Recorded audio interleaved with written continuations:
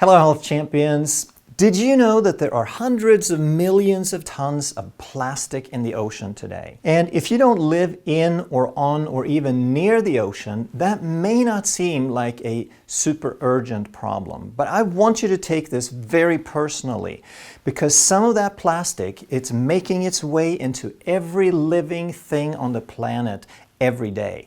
And some of those living things are you and your loved ones. Plastics are only about 100 years old or so, but in that time period they have been life-changing. Today they're used in almost every product you use, like phones, cars, computers, medical devices, storage, insulation for temperature, electrical insulation, trash bags, trash cans, storage in every continent on the planet. And all that plastic has made life very convenient, but it's that very convenience that also creates the biggest problem because most of that plastic is for single use. 40% of all the plastic produced we use once and we throw it away. So if you're thirsty, you open up a bottle of water, you drink for 5 minutes, and then it takes 500 years or so to break it down. And it's even worse than that 500 years because it doesn't really break down, and we'll come back and talk about that. And when we talk about the garbage in the ocean, it is mostly the single-use containers, single-use products that make their way into the ocean and the beaches and the rivers. Now there's a lot of talk about saving the oceans, and it is for a good reason. We use 1.3 billion bottles of water every day in the world. We have created 8.3 billion tons of plastic between 1950 and 2018, and half of that is in the last 13 years. So this growth, the production of plastic, is increasing exponentially. Only 9% of all this plastic has been recycled, and less than 1% gets recycled twice. 12% of that plastic has been burned, and 79% is still sitting in landfills or have spilled into the environment and into the ocean. So right now, ongoing, more than 10 million tons of plastic is ending up in the oceans every year. And you may be wondering, how does it get there? I recycle my plastic bottles. Well, 93% of it ends up in rivers, and it's only 10 rivers, primarily in Asia and Africa, that is putting all that plastic in the ocean. And that's because they have most of the people, but also because their industrial age is much, much younger than the rest of the world. So what this tells us is this is a much, much bigger problem than just recycling your plastic bottle. So how does this affect our health? Well, we have to take a few steps to get there. What's the mechanism of harm? Well, it kills wildlife. More than 1 million animals per year are killed, and the ones that we can count and notice, they're the ones who get entangled in old fishing nets, who suffocate from eating plastic bags, and who starve to death, like this albatross, because they ate so much plastic they couldn't digest food, or they just weren't hungry because their feeding signals were turned off by all that plastic. But that's just the big stuff. Those are just the big pieces that you can see, the obnoxious, ugly thing.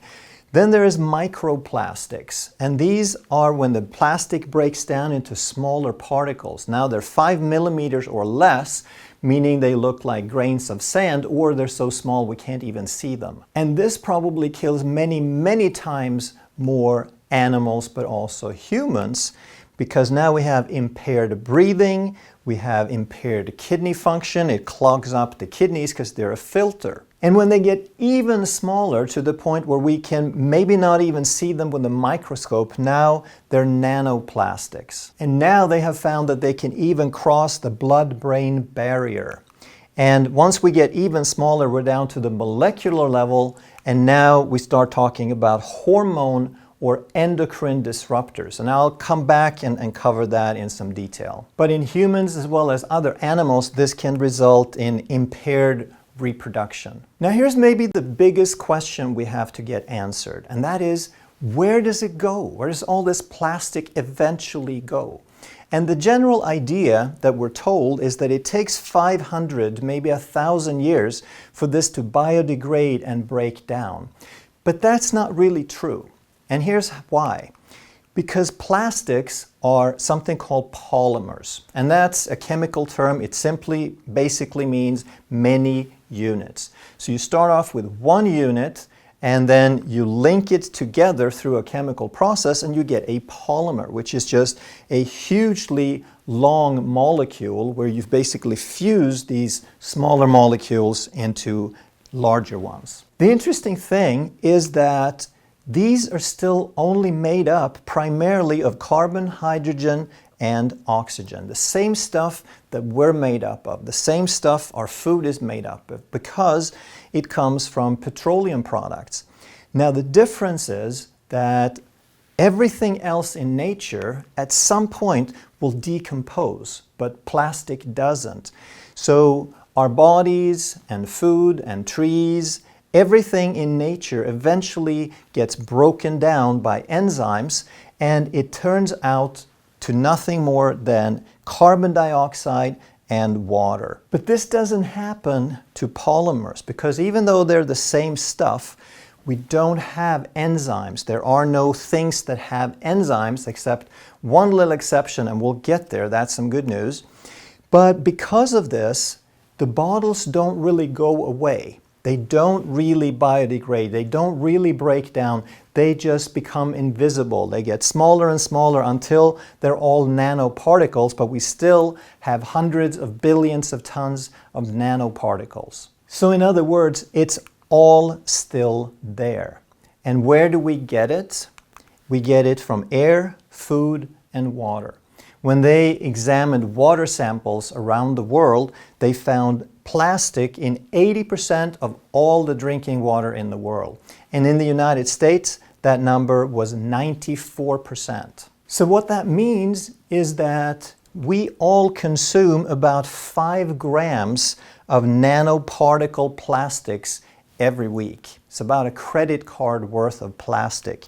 And if you take that over a longer period, it's 250 grams a year, about half a pound of plastic a year that you're eating. And this is a substance that is foreign to the human genome. We never experienced this until 100 years ago, and now basically every living being on the planet is eating plastic every day. But now let's go one step beyond the nanoparticles. Let's talk about the molecular level. How does this actually do damage? Well, when they make plastics, they also use additives. And this is to give the plastic different properties. So plastic can be soft or hard or flexible or elastic, and it's the additives that help give the plastic those properties. So the even bigger problem is that these additives are known as endocrine disruptors. Endocrine has to do with your hormones, your hormone system, and these chemicals, they disrupt. And here's how that works. They mimic hormones, primarily estrogen. So in your body, you have a signaling system. Your body makes you do things. It controls behavior and metabolism and all these different things. Because you have receptors, your body produces a hormone, and this hormone fits into the receptor, and when that is filled, it's like a key in a lock. It turns on a function. It changes something, and it has an effect. This is on purpose. This is what the body wants to do to make things happen. But if we have endocrine disruptors, now we have foreign substances that look close enough to estrogen to actually fit into the lock and to create that same effect when it's not supposed to. So now what it's doing, these endocrine disruptors are basically hijacking your signals. This precious, delicate system that your body has set up to get things done, it's being hijacked, creating metabolic changes, immune changes, reproductive changes, and even behavioral changes. Now there are hundreds of different additives like that, but you've probably heard of two of them, BPA and PVC. So PVC has to do with plastic pipes and industrial products and things like that. BPA has to do with things we consume, water bottles, canned food, things like that. And there's lots of data linking these to reproductive problems, neurological problems, decreased immunity, Alzheimer's disease, childhood asthma, and metabolic disease. We talk a lot about that on this channel. Here's one more way that our modern lifestyle creates problems. We have type 2 diabetes, cardiovascular disease, and when something has been around long enough and creates a bunch of problems, it gets a bad rap. So now manufacturers are very eager to find something else. So now they just take this BPA, they replace one little subunit, and it's called BPS or BPF. So now they can sell you a product and call it BPA free. But now it has BPS in it, which is essentially the same thing. So there's some simple things that you can do right now to help. And that is, instead of buying water bottles, you get a water filter. You use reusable containers. You drink from glass and steel and ceramics. And again, this is both going to help your health and that of the planet. Also, you never want to heat any food in plastics. I cringe when I buy all these new products where everything is neatly packaged and you can get your broccoli and your cauliflower and your Brussels sprouts in little bags that are ready to boil. And they say, for your convenience, boil it in the plastic bag.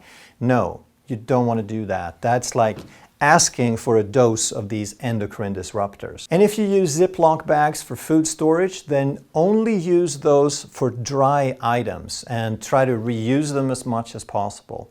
Because it's the liquids, and especially acidic liquids, that interact with the plastic, like tomato sauce and things like that. So you never want to put that in a plastic bag for storage. Now, after all that, let's have some good news. That the world is becoming more and more aware of this, that there are things being done to change this.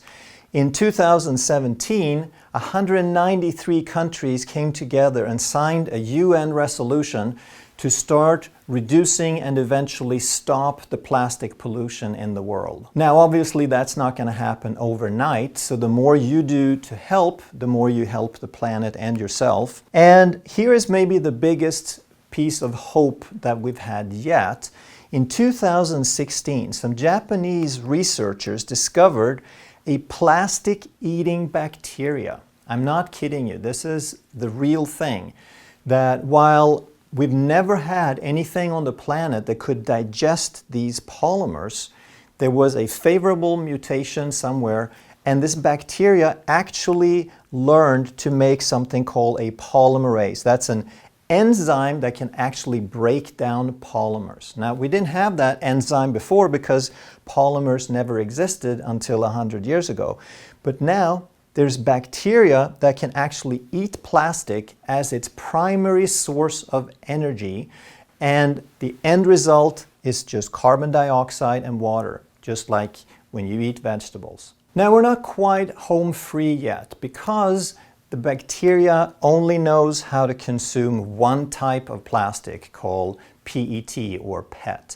And also, these bacteria were consuming plastic rather slowly, so it's not on an industrial scale yet. But there is hope, and right now there's researchers around the world racing to work and develop other organisms, other bacteria that can consume other types of plastic, and that can do it much faster and on a scale that they could actually consume billions of tons of this plastic and turn it into carbon dioxide and water. But there's more good news, because there's something you can do right now. That's because there's a group of YouTube influencers, video creators just like myself, who has created teamseas, and their goal is to raise $30 million in the next couple of months.